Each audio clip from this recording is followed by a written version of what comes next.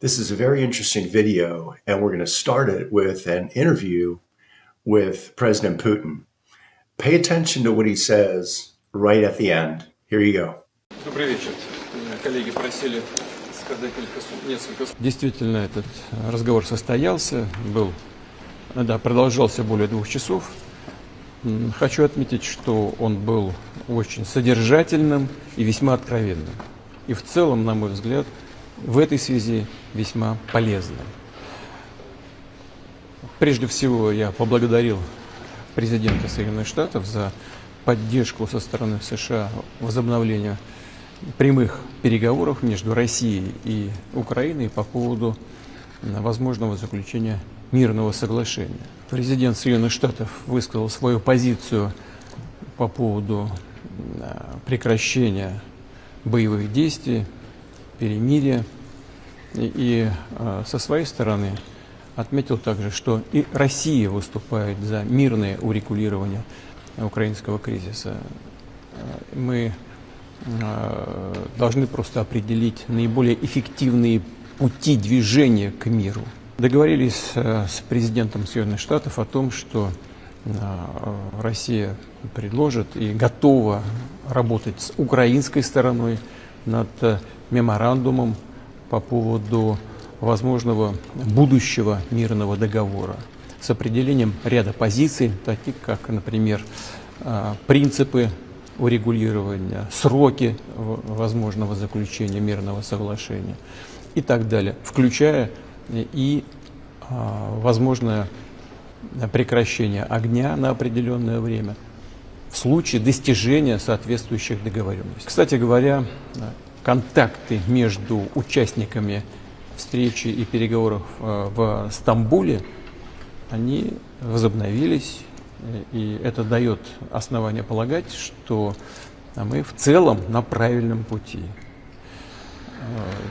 Еще раз хочу подчеркнуть, что беседа была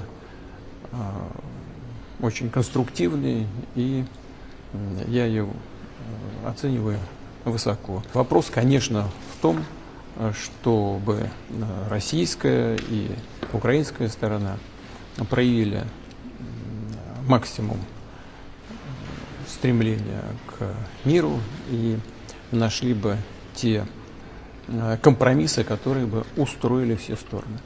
При этом хочу отметить, что в целом позиция России ясна. Главное для нас — устранить первопричины этого кризиса. С президентом Трампом по телефону. And now for Donald Trump's perspective on the talks, it sounds like they really are going to happen this time. Here you go. There's tremendous bitterness, anger, and I think maybe that could help some of that anger. So having it at the Vatican would be, in Rome, would be I think it would be a great idea. I think something's going to happen. It's a very big egos involved, I tell you. Big egos involved, but I think something's going to happen. And if it doesn't, I'd just back away, and they're going to have to keep going. I talked to him about it. I said, when are we going to end this, Vladimir? I've known him for a long time now. I said, when are we going to end this bloodshed, this bloodbath? It's a bloodbath. And I do believe he wants to end it. First, let's take a look at what President Putin said right at the end, because I think that's actually the most important part. The rest of it is politics and telegraphing. Yes, it was a great call, but it's what he said at the end that's really important to understand. It's basically his condition, not just for the talks, but for a peace that actually can last. And I strongly suspect that's the whole Ukraine-NATO thing. And President Putin is not going to let that happen. It may also be he doesn't want to give up, the Donbass. He doesn't want to give up Crimea. But I think the real thing is he does not want Ukraine to become part of NATO. And if they're going to become part of NATO, he's not interested. He said that before this whole war in Ukraine started. And the West, mainly Europe, just wouldn't stop with it. He finally said, okay, I'm done. I've tried talking. Now we're going to have to go to war. So I think that's the hitch in the get along for him. And the reason for that is critically important. Putin is trying to build the Russian Empire, and that's not going so well for him. But the least he can do in his mind is hold on to what he has, which is Russia. And in his view, the Russian way of life, Russian culture, which is not Western culture. And what he's seen over the years since he's been in power and before that is more and more of the West has become part of NATO. I should say more and more of the East has become part of NATO. And as that's happened, they become Westernized. And as that has happened, they have no intention whatsoever of going back to the Russian or the Eastern way of life. I mean, you look at Latvia, Lithuania, Estonia, those countries are adamant about supporting Ukraine and adamant about not becoming Russian again. And quite frankly, if Russia wanted to, wipe out either one of those three, they could do it in a week. They're so small and they aren't afraid to speak up. And that's because they don't want to go back to the East. They don't want to become Russian. They want to stay Western and Western culture based and enjoy everything that we, quite frankly, for the most part in the U.S. take for granted. Putin sees that. And what he's concerned about is if the Ukraine becomes NATO, becomes more Western, he's going to lose his vision of Russia.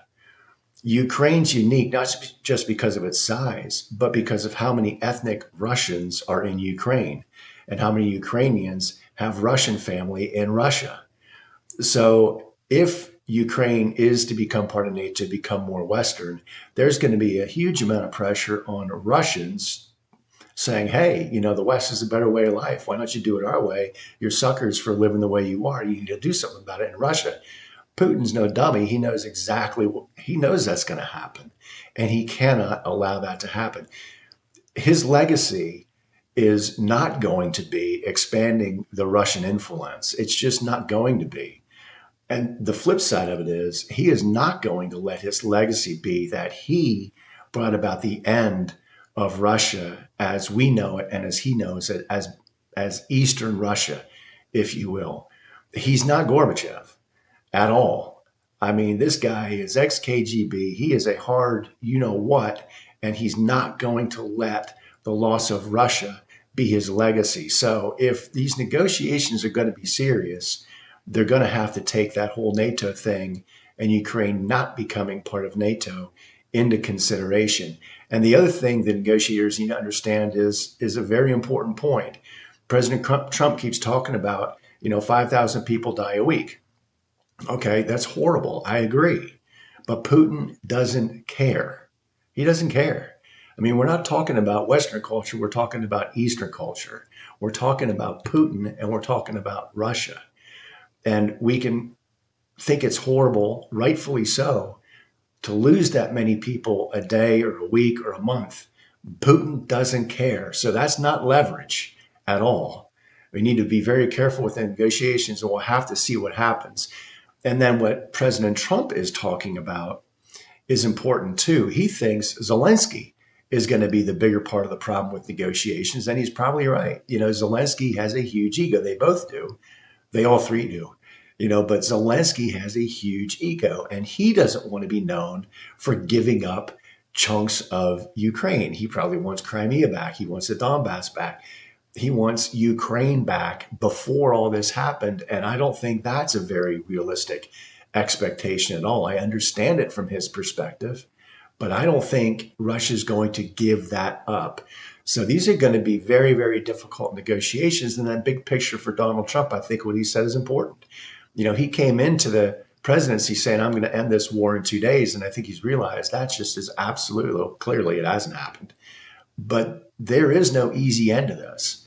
So he's wisely adapted his perspective on this war by saying, listen, we're going to sit at the negotiating table and we're going to figure it out. But at the end of the day, you can take a horse to water, but you can't make a drink. Meaning he can take these guys to the table. They can hash it out. But if they don't want to end it, President Trump can't force them to end it. And therefore, the U.S. is just going to back away. We have a mineral rights deal. We're going to economically develop Ukraine. But he's going to let all that go because if those two don't want to stop it, there's nobody else that's going to make them stop it. U.S. is going to walk away. Let me know what you think down in the comments below. I think this is a very important series of conversations that are about to happen. But what do you think about Putin and what he's willing to give up and not willing to give up? Same thing with Zelensky. What's Zelensky willing to give up and not willing to give up? Do you think they're actually going to figure out how to have a long-standing peace? Let me know in the comments down below. Like the video, give it a thumbs up, see more like it, subscribe, and by all means, share it with people if they're interested.